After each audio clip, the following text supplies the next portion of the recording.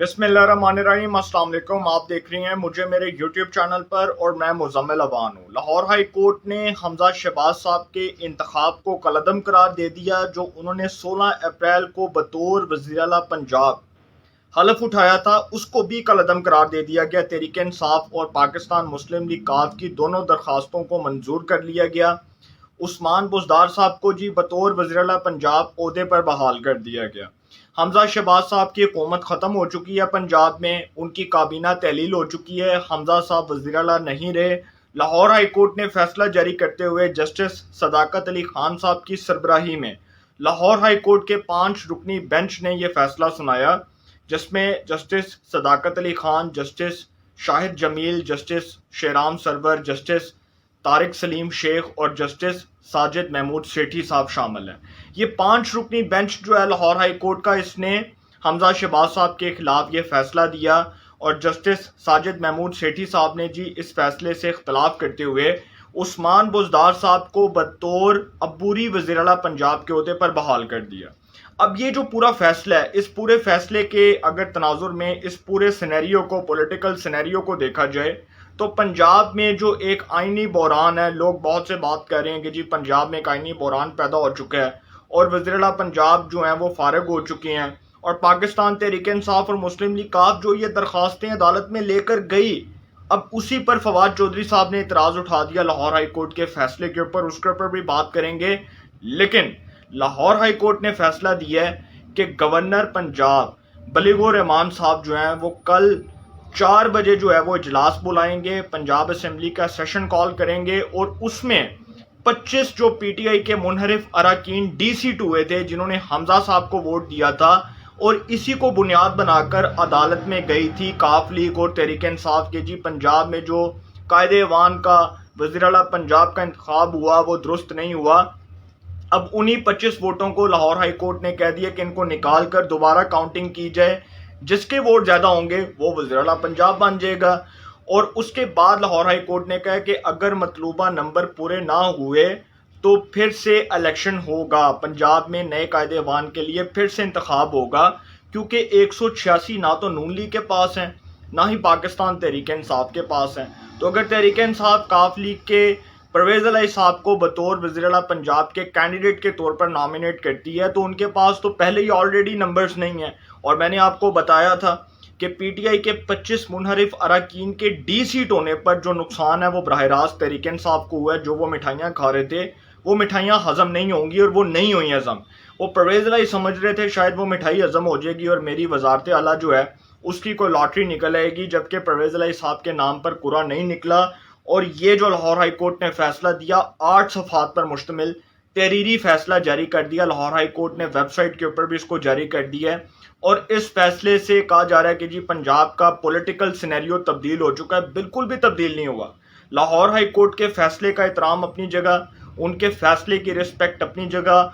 Honourable जजेस के फैसले का एहतराम अपनी जगह, लेकिन इसको माहिर कवानीन जो हैं, जो इसको लॉ के लीगल एक्सपर्ट्स हैं, कुछ इसको तनकीद का निशाना बना रहे हैं और कुछ कह रहे हैं कि जी बहुत अच्छा हुआ कि अगर दोबारा से इंतखाब हो जाएगा, तहरीक इंसाफ के तहफ़्फ़ुज़ात भी दूर हो जाएंगे, मुस्लिम लीग काफ के तहफ़्फ़ुज़ात भी दूर हो जाएंगे। अब पार्टी पोजीशन के ऊपर बात करते हैं। मुस्लिम लीग काफ जो है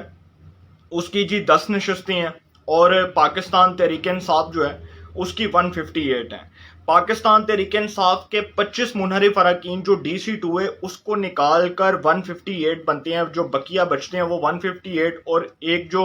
मुस्लिम लीग काफ की नशस्तें हैं वो हैं 10। उसके बाद ये बनती है जी 168, तादाद बनती है 168। 5 रिजर्व सीटें अगर तहरीक इंसाफ को मिल जाती हैं तो वेल एंड गुड, नहीं मिलती तो इसके ऊपर तो अभी इंट्रा कोर्ट अपील दायर है और मुस्लिम लीग नून ने इसके ऊपर इंट्रा कोर्ट अपील दायर की हुई है। लाहौर हाई कोर्ट का वो सिंगल बेंच का फैसला जिसमें लाहौर हाई कोर्ट ने कहा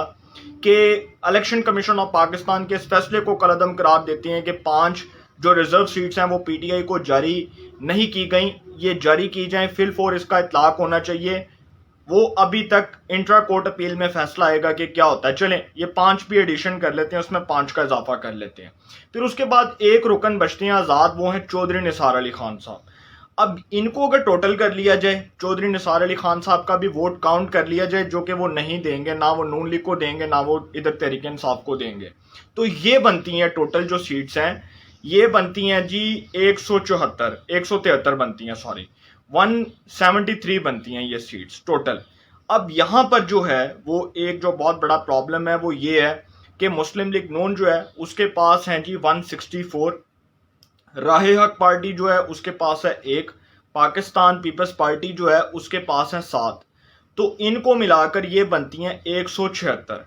اس کو ملا کر یہ بنتی ہیں 176 اور اس کو ملا کر بنتی ہیں 174، کیونکہ اگر میں چودھری نثار علی خان صاحب کے ووٹ کو کاؤنٹ کر لوں تو وہ بنتی ہیں 174، اور نون لیگ کی اور باقی اتحادیوں کی ملا کر بنتی ہیں 176۔ تو یہاں پر یہ پھڈا ہے کہ اگر تحریک انصاف کو وہ 5 نشستیں نہیں ملتی ہیں ریزرو سیٹس والی، کیونکہ اس کے اوپر اطلاق تبھی ہوگا جب الیکشن کمیشن اس بات کو سمجھتا ہے کہ جب انتخابی نتائج آئیں گے 20 حلقوں پر جو ضمنی الیکشنز ہوں گے اس کے نتائج کے بعد ان 5 سیٹوں کو جو ہے ریزرو سیٹوں کو اس جماعت کو دیا جائے گا جو تناسب کے حوالے سے آگے ہوگی، تو وہ جو 5 سیٹیں ہیں وہ اس کو مل جائیں گی، ٹھیک ہے۔ اس کے بعد بھی تحریک انصاف کے لیے مشکلات کم نہیں ہوں گی بلکہ مزید اضافہ ہوگا۔ حمزہ صاحب کے پاس آلریڈی 2 سے 3 ووٹ زیادہ ہیں، تو ان کو کوئی ڈر نہیں ہے۔ کاؤنٹنگ ہوگی، حمزہ صاحب پھر وزارت اعلیٰ کے لیے جو ہے وہ بطور کینڈیڈیٹ نامنیٹ ان کو ان کی جماعت کرے گی اور وہ پھر وزیر اعلیٰ کے لیے کامیاب ہو جائیں گے۔ تو یہاں پر جو ہے نا تحریک انصاف کے لیے مشکلات ہیں۔ لاہور ہائی کورٹ اپنے فیصلے میں کہہ چکا ہے کہ جو پریزائڈنگ آفیسر ہیں وہ اپنی خدمات سر انجام دیں گے، وہ ووٹوں کی گنتی کروائیں گے۔ وہ ہیں جی دوست مزاری صاحب جو ڈپٹی اسپیکر ہے پنجاب اسمبلی کے، ان کی سربراہی میں ووٹوں کی کاؤنٹنگ ہوگی۔ وہ اسمبلی کے سیشن کو گورنر صاحب کال کریں گے، وہ اسمبلی کے سیشن کو آگے لے کر چلیں گے۔ گورنر صاحب جو ہیں وہ آئین کے آرٹیکل 130 کی شق 5 کے تحت کی شق 5 کے تحت اپنے فرائض سر انجام دیں گے۔ لاہور ہائی کورٹ کا فیصلہ آپ کے سامنے ہے، حمزہ صاحب کے لیے کوئی مشکل نہیں ہے۔ پرویز الہی صاحب جو ہیں مجھے لگتا نہیں ہے کہ ان کے نام پر قرآن نکلے گا۔ ہاں لاسٹ بات یہ کرتا جاؤں کہ فواد چودھری صاحب نے کہا کہ لاہور ہائی کورٹ کا فیصلہ اپنی جگہ، لیکن اس سے پنجاب میں سیاسی بحران میں اضافہ ہوگا۔ سمجھ نہیں آ رہی کہ لاہور ہائی کورٹ نے کس تناظر میں فیصلہ جاری کیا۔ ہم اس فیصلے کے خلاف سپریم کورٹ آف پاکستان میں جائیں گے، یہ بات کریں فواد چودھری صاحب۔ اب میرا یہاں پر سوال یہ بنتا ہے کہ بھائی جب آپ نے اس چیز کو چیلنج کیا عدالت کے اندر، لاہور ہائی کورٹ میں چیلنج کیا، حمزہ شہباز صاحب کے انتخاب کو چیلنج کیا بطور وزیر اعلیٰ، ان کی جو ان کی کامیابی تھی اس کو چیلنج کیا، اس کے بعد آپ نے ان کی حلف برداری کو چیلنج کیا، تو عدالتوں میں تو آپ گئے۔ بیرسٹر علی ظفر صاحب تو ابھی تک خوشیاں منا رہے تھے، ابھی تک وہ شادیانے بجا رہے تھے، اور اس کے بعد وہ